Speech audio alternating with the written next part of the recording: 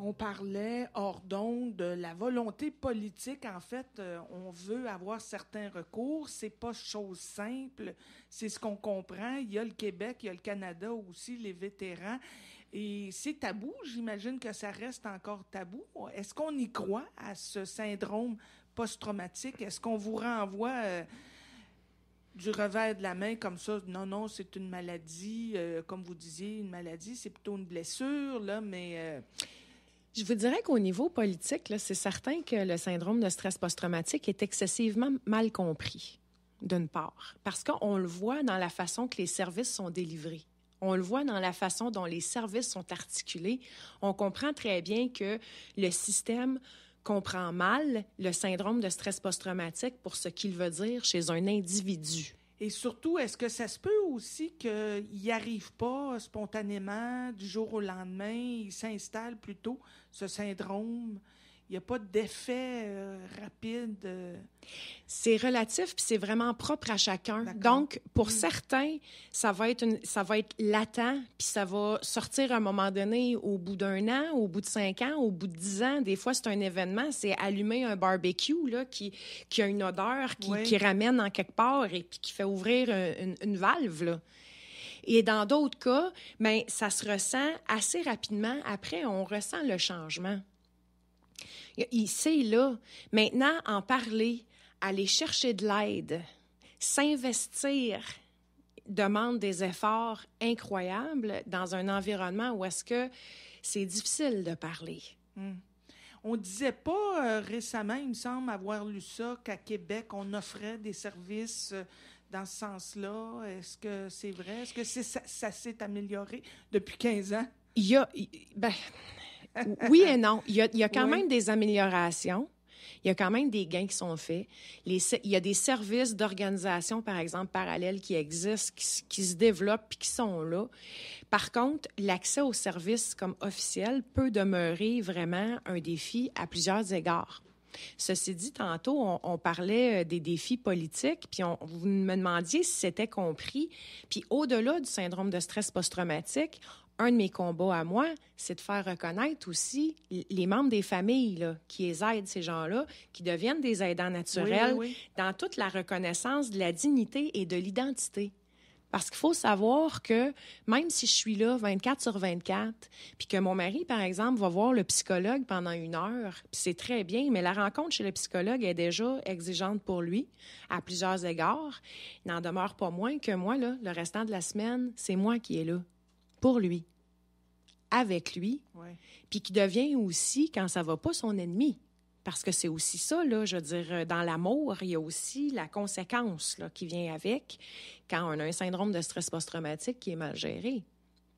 Ceci dit, ben, au niveau politique, il y a encore d'énormes défis à nous faire reconnaître parce que théoriquement, je vais vous dire que pour quelqu'un comme moi qui a abandonné son travail il y a 8 ans pour rester, puis par choix là, avec mon mari, ben, il n'y a rien vraiment qui m'est offert à moi. Oui. Ou à notre famille. Et quand vous dites soutien comme tel, c'est soutien financier aussi, là, comme vous le dites, là, vous avez abandonné votre travail.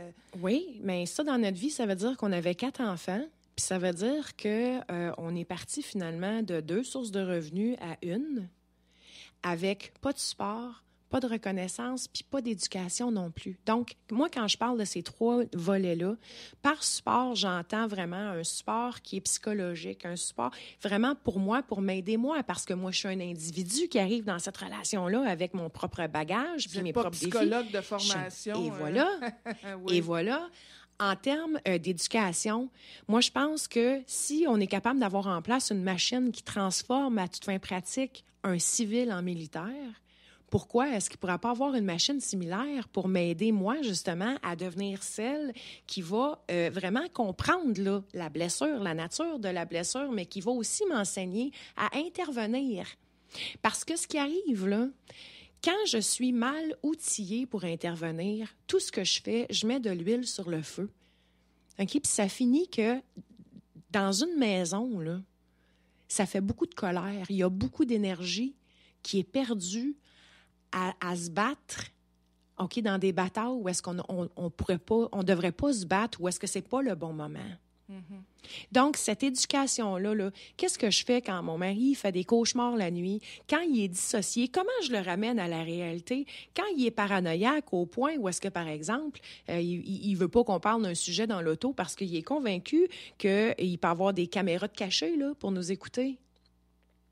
C'est ça, la réalité. Mais moi, je dois être éduquée à un moment donné pour faire la part des choses, pour intervenir, pour expliquer, pour garder les ponts. Vous comprenez? Entre mon mari et le monde extérieur. Puis au niveau de la reconnaissance, bien oui, je dois avoir une reconnaissance financière en quelque sorte parce que comme j'ai arrêté de travailler pour rester avec mon mari, mais moi j'avais des enfants là avant ce mariage-là et fondamentalement, on m'a enlevé de toute ma liberté, mon autonomie financière. Et j'ai pas pu assumer mes propres responsabilités financières pour mes enfants à moi là, qui sont pas nés de notre mariage à nous, de mon mari et moi. Donc, quand là, je veux dire, les enjeux sont tellement réels, est-ce que le syndrome de stress post-traumatique est compris dans une certaine mesure, mais pas comme il le devrait? Ouais. Puis ça fait en sorte qu'il y a un paquet de monde, là, d'un bout à l'autre du Canada, qui souffre, là, réellement. Je veux dire, je rencontre quand même assez régulièrement le personnel du ministre des Anciens combattants, ou est-ce que même la dernière fois que je les ai rencontrés, je leur ai posé juste une question très, très simple. Il y a combien de gens comme moi au Canada, là, qui sont des aidants naturels? Ils n'étaient pas capables de me donner la réponse. Ils ne savent pas. Ils ne savent pas, ils ne veulent peut-être pas le savoir non plus. Je pense que c'est une grosse question d'argent aussi derrière tout ça. Plus qu'on est nombreux, plus que ça va coûter cher, mais en même temps, plus qu'on est nombreux, plus que les dommages collatéraux sont réels. Oui, tout à fait, tout à fait. Écoutez, c'est presque la pause de 12h30. J'ai envie de vous offrir une pièce qui s'intitule « Blues matin ». On écoute ça et c'est une pièce de Guy Bélanger, bien sûr.